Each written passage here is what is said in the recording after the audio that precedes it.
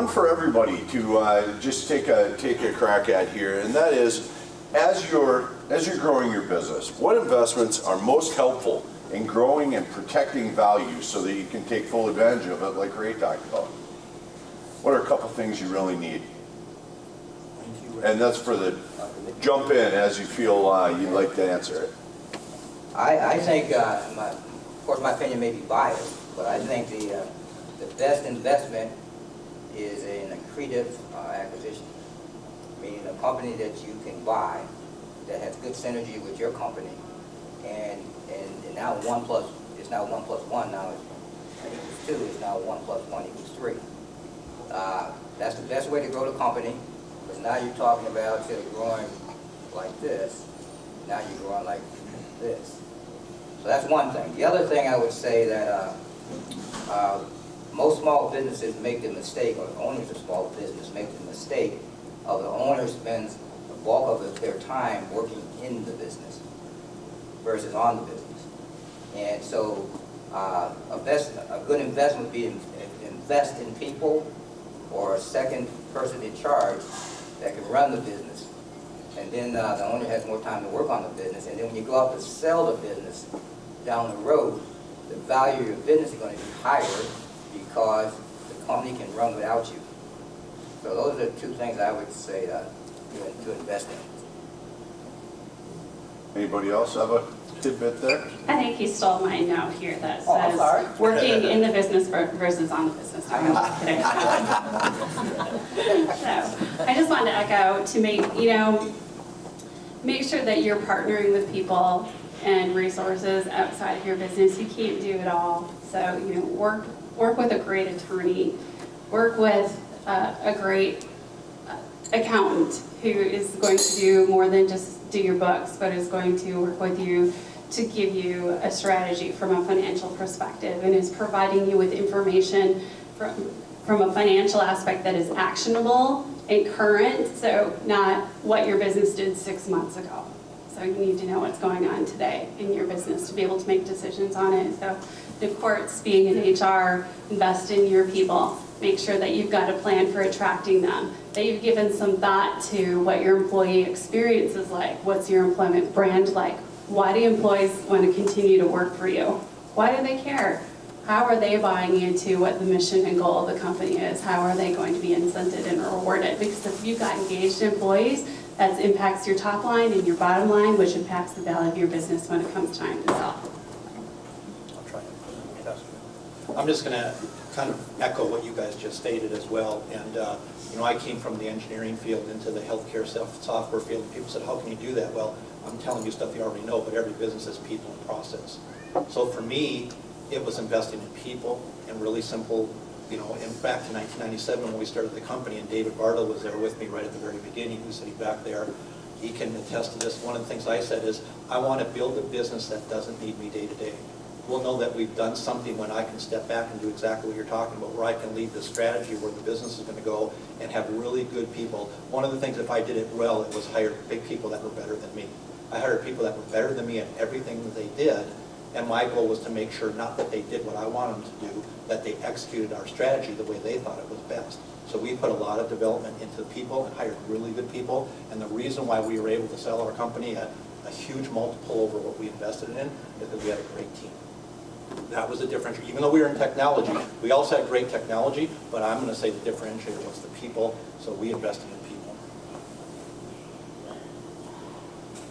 I'm going to not disagree, because all of those things are important, but the one thing that I see businesses lack is a good roadmap of where they're going.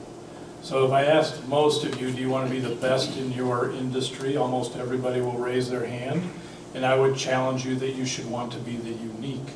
Because when you want to be the best, you're competing with everybody else right where they are. Now we're arguing about price. Where if you're unique, no one else is competing with you.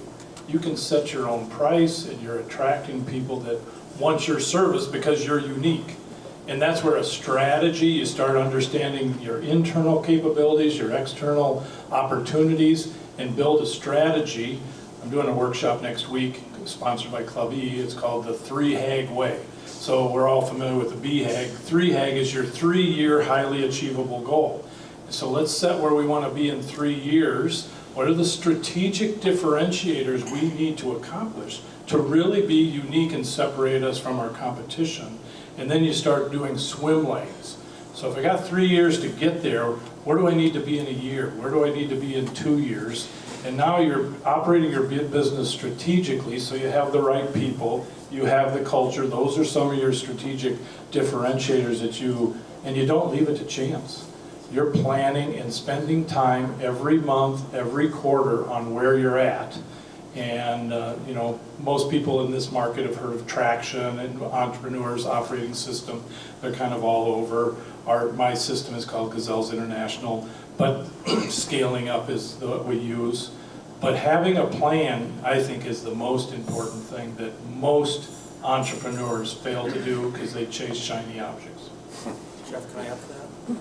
Yeah, that's a great contribution as well. When we started in 1997, we had an idea that we wanted to execute, but we really didn't have so much a strategy. And by 1999, one of our guys came up to me and said, Dale, are we a sales organization or a development organization? I said, what do you mean? We need an identity. We're a sales organization or a technology organization, really development organization. And I thought about it for a while, and I came back. This was 1999. And I came back to him and said, he was a sales guy, so you're not going to like my answer. He goes, you're going to say we're a technology company, aren't you? And I said, no, we're going to be a service organization. And from that point forward, I saw the value, and we actually created an acronym called SIETE.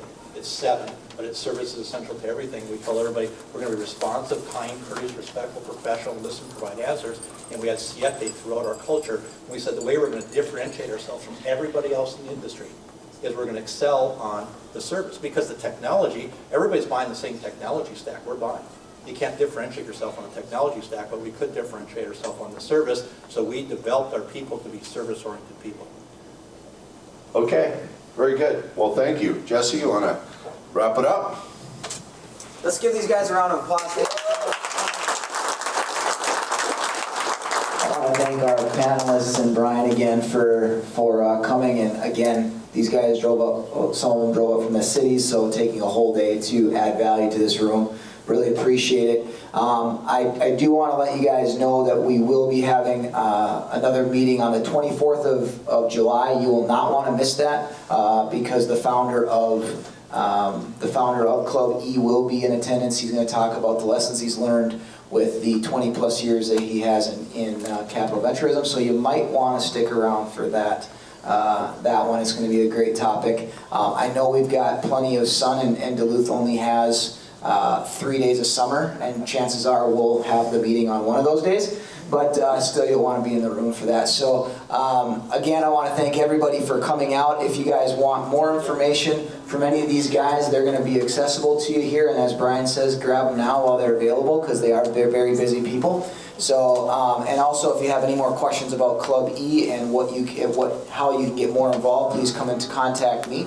And we will be looking forward to seeing you guys next month. So have a great day. You can stick around and network as long as you want to, and until they kick us out. So have a great day.